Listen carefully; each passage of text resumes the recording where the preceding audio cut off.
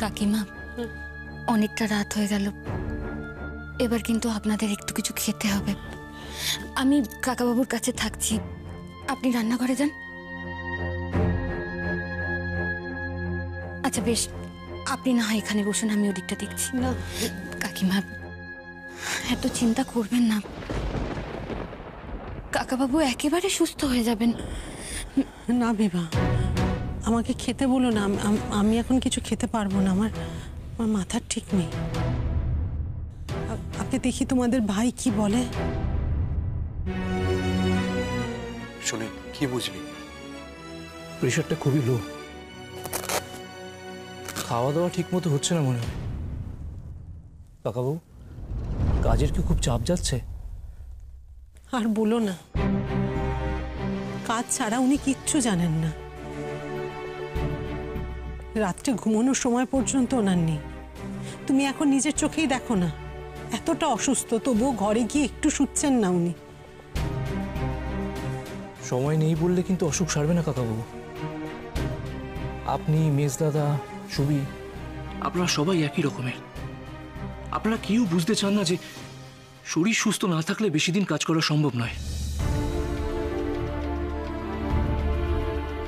কাকাবাবু, আপনার কিন্তু এখন সম্পূর্ণ বিশ্রামের প্রয়োজন। অনিয়ম করা একেবারে বন্ধ। সুনীল কি বললো কিছু বুঝতে পারলেন তো? বুঝেছি বাসন্তী, বুঝেছি।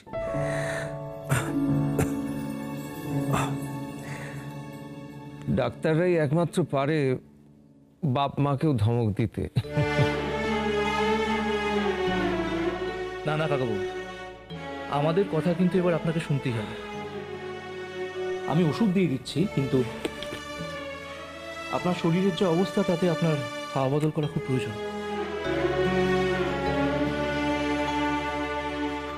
কাকিমা, শরীরের অবস্থা ফেরাতে কিন্তু কাকাবাবুকে একটু চেঞ্জে নিয়ে যেতে হবে, কলকাতার বাইরে। না না ডাক্তার, কলকাতার বাইরে গেলে আমি আরো অনেক বেশি অসুস্থ হয়ে পড়ব। কলকাতা ছেড়ে আমার যাওয়া চলবে না কিছুতেই, অনেক কাজ। স্যার, এরকম করলে কিন্তু চলবে না। আপনার কথায় কিন্তু রোগ সারবে। সুনীল যেটা বলছে সেটাই আপনাকে শুনতে হবে। আর এখানে কাজ করার জন্য আমি তো আছি। আপনি আমাকে বলে দেবেন কি কি করতে হবে। না শরৎ, সুভাষের কেসটা নিয়ে অনেক কাঠখড় পোড়াতে হবে, অনেক ছোটাছুটির ব্যাপার। স্যার, আমার উপর কি আপনার ভরসা নেই?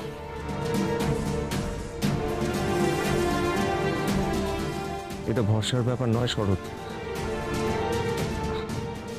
আমি নিজে শান্তি পাবো না। এভাবে বললে চলবে না কাকাবাবু, আর কোনো কথা নাই। আপনার স্বাস্থ্য ফেরানোর জন্য আপনাকে হাওয়া বদলে যেতেই হবে। থাক বিভা, বলে কোনো লাভ নেই। উনি কোনোদিনও কোনো কথা শোনেননি। কাকাবাবু, যান না হাওয়া বদলে। স্যার, সুবি যদি জানতে পারে আপনি স্বাস্থ্য ফেরানোর জন্য হাওয়া বদলে না গিয়ে ওর কেসটা নিয়ে লড়াই করার জন্য আরো ভেঙে পড়েছেন, কিন্তু ভালো লাগবে না স্যার। তোমরা বারবার সুভাষের কথা বলে আমাকে দুর্বল করে দাও কেন বলো তো?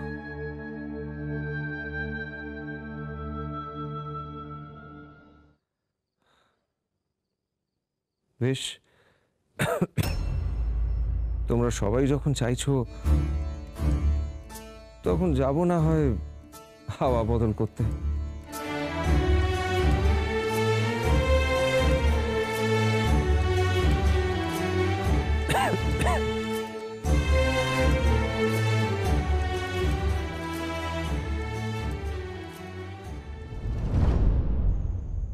অবাক হচ্ছেন প্রতাপ বাবু?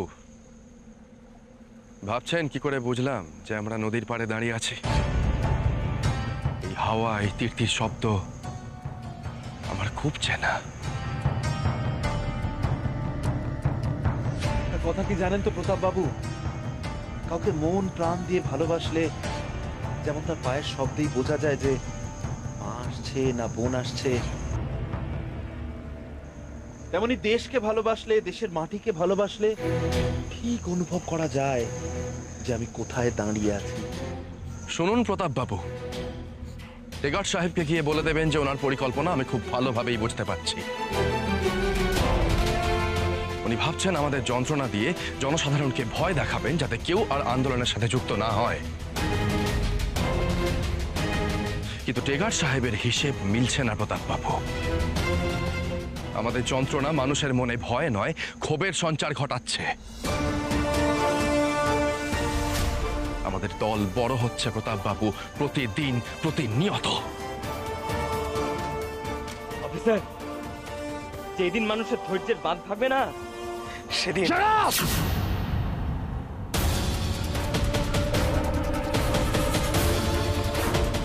আর একটা কথাও শুনতে চাই না আমি। এটা আপনাদের মঞ্চ নয় যে একে একে ভাষণ দেবেন। রামদেও, জি স্যার, দেরি হয়ে যাচ্ছে, সবাইকে স্টিমারে তোলো। স্যার, জলপথে কোথায় নিয়ে যাচ্ছেন আমাদের? বার্মার মান্দালয়ের জেলে?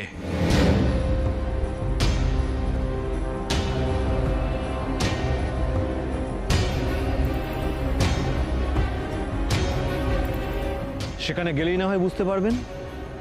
তবে যেখানে আপনাদের পাঠানো হচ্ছে সেটা আপনাদের জন্য একেবারে উপযুক্ত জায়গা।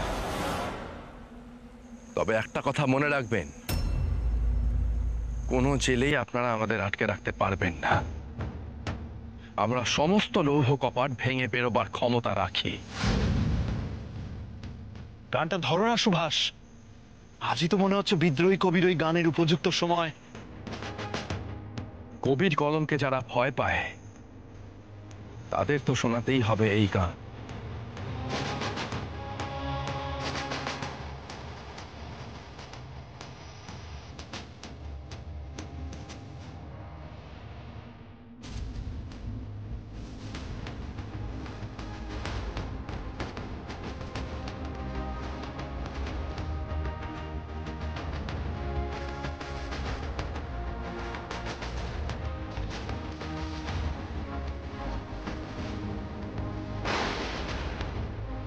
Run now! Move!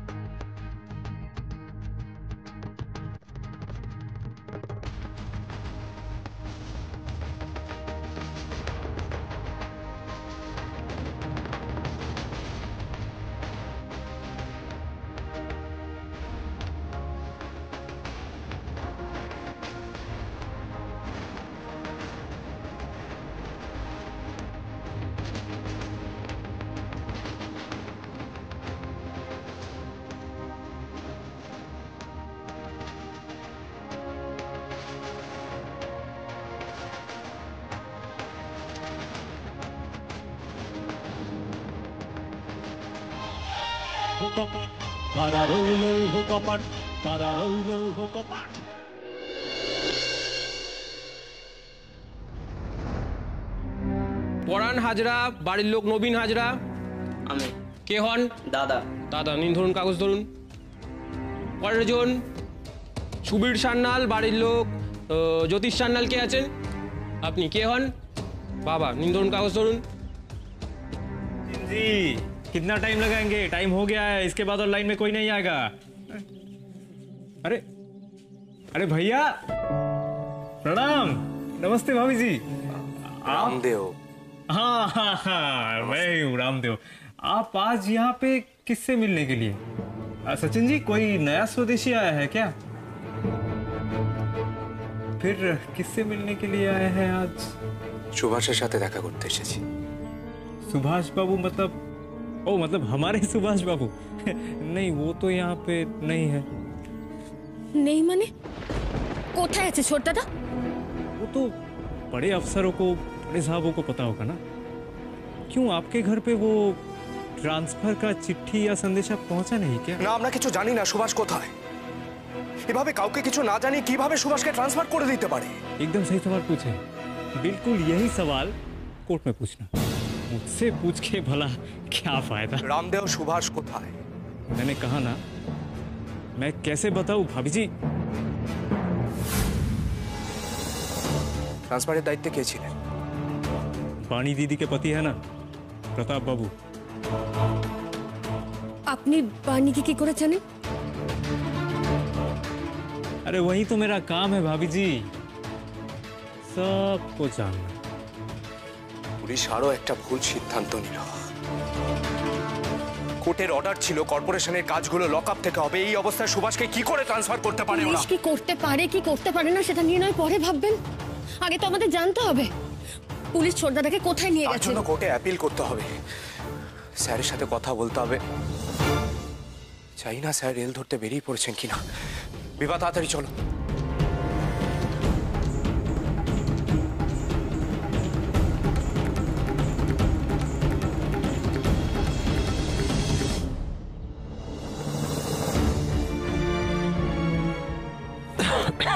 বাসন্তী, তোমরা এক প্রকার জোর করেই আমাকে হাওয়া বদল করতে পাঠাচ্ছ।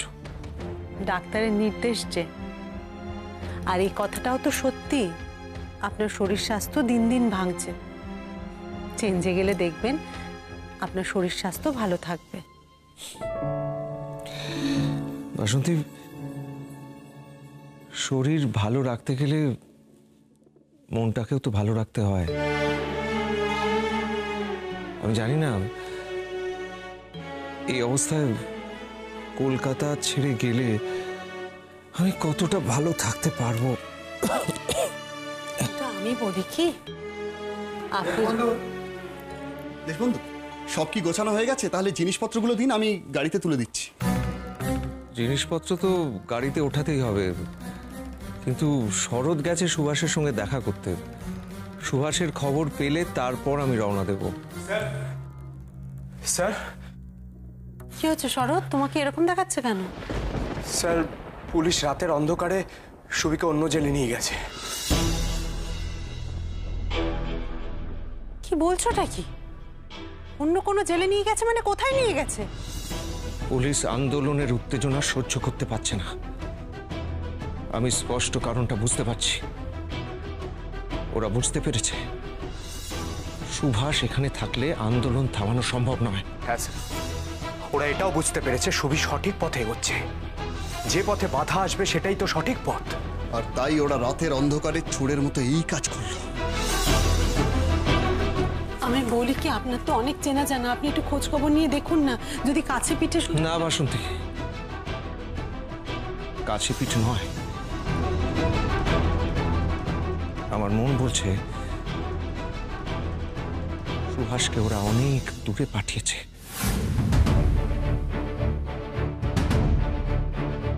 প্রতিনিয়ত ওর সঙ্গে আমাদের যোগাযোগ থাকলে নিত্য নতুন আন্দোলনের কর্মকাণ্ড চলতেই থাকত। তাতে সুভাষের বাড়িতে থাকাও যা, জেলে থাকাও তাই। ওর সঙ্গে যোগাযোগ বিচ্ছিন্ন করে দেবার জন্যই ওকে অনেক দূরে পাঠানো হয়েছে।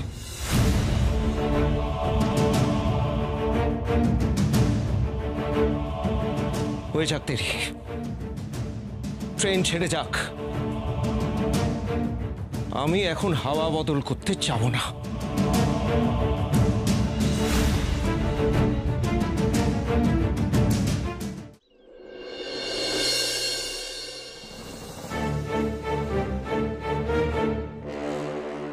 মান্দালয়। মান্দালয় মানে মানে বার্মার মান্দালয়? কিন্তু সে তো অনেক দূর, আর আমাদের আগে থেকে কোনো খবরও জানানো হয়নি।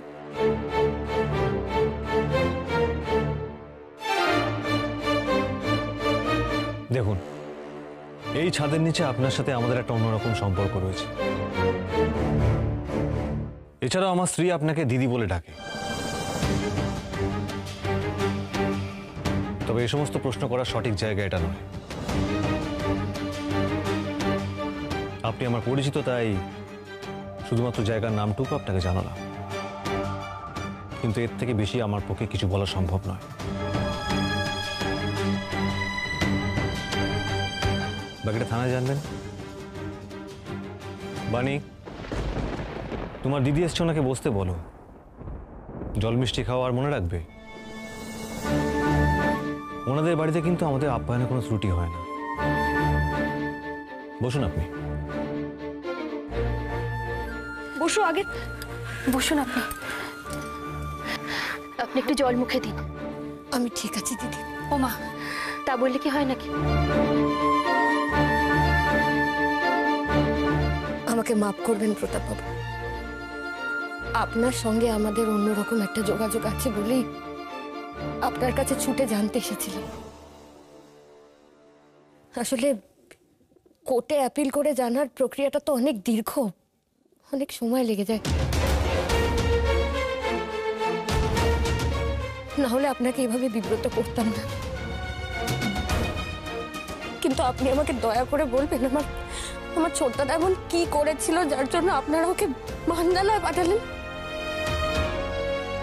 আপনি চিন্তা করবেন না, নিয়ম মাফিক পুলিশ আপনাদের বাড়িতে খবরটা পৌঁছে দেবে। দেখুন না, আমাকে এক্ষুনি বেরোতে হবে। আসলে ডিউটি জয়েন করে আমাকেই তো সুভাষবাবুর ট্রান্সফার লেটারটা লিখতে হবে। মা, বাবা, কাকিমা, কাকাবাবু, এদের সবাইকে কি আমি কি বলবো, কি উত্তর দেব? মান্দালয় জেল তো শুনেছি নরকের চেয়ে কিছু কম নয়, সেখানে চোরদাদা কি করে? আসিয়া, প্রতাপ বাবু, আমার ছোটদাদা সুভাষচন্দ্র বসু মান্দালয় যাওয়ার মতো কোনো অন্যায় করেনি এবং করতেও পারে না। কখনোই সাহেবী উক্তিটা ছেড়ে একটু ঠান্ডা মাথায় ভেবে দেখবে। বেশ, ভাববো। তবে এখনই আমায় বেরোতে হবে, কারণ বেশি দেরি হলে আপনাদের বাড়িতে চিঠিটা পৌঁছতে দেরি হবে।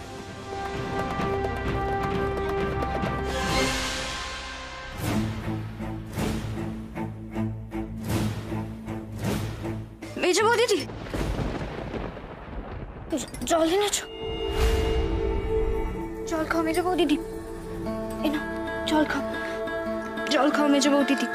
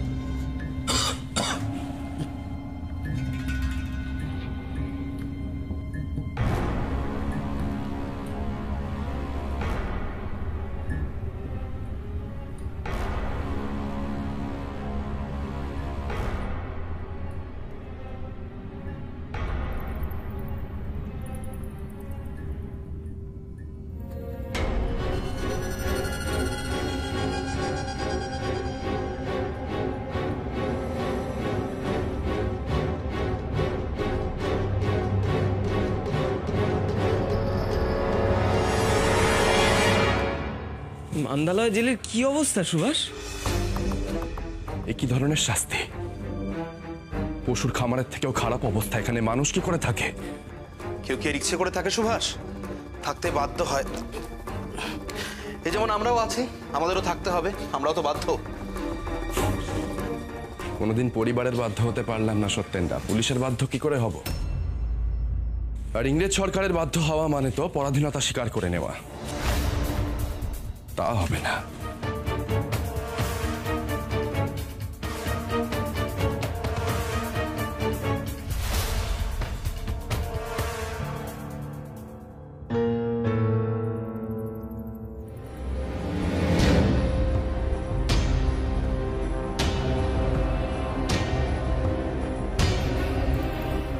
कुछ राजनैतिक कैदी यहाँ आने वाले थे। ये क्या वही लोग हैं? নমস্কার। নমস্কার। আমরা শুনেছিলাম আপনারা আসবেন। কয়েক মাস আগে পুলিশের মুখে শুনেছিলাম সুভাষচন্দ্র বসুকে এখানে আনার তোড়জোড় চলছে। আপনাদের মধ্যে সুভাষবাবুকে? ইনি সুভাষ।